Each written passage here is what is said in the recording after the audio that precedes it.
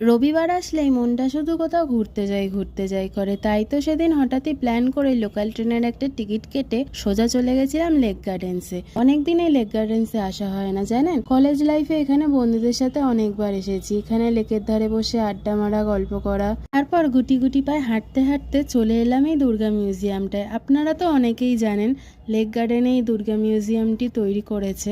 আমার না এর আগে দেখা হয়নি, অনেক দিন ধরে ইচ্ছা ছিল এখানে আসার, তাই যখন প্ল্যান হলো ভাবলাম যাই দুর্গা মিউজিয়ামটা আজকে দেখে আসি। 2017 সাল থেকে কিছু বাছাই করা দুর্গার প্রতিমা এই মিউজিয়ামে রাখা রয়েছে, দেখতে কিন্তু খুবই ভালো লাগছিল। যারা যারা আগে এই দুর্গা প্রতিমাগুলো প্যান্ডেলে দেখেছেন বা দেখেননি, আপনারা কিন্তু অবশ্যই একবার ঘুরে যাবেন, বেশ ভালো লাগবে। আমার যদিও আসতে একটু লেট হয়ে গেছিলো, তবে ইচ্ছা রইল একদিন সূর্যের আলো থাকতে থাকতে বিকেলবেলায় আসার। আপনারা কতবার লেক গার্ডেন্স এসেছেন কলেজ লাইফে আমাকে কিন্তু কমেন্টে অবশ্যই জানাবেন। দেখা হবে নেক্সট ভিডিওতে। টাটা।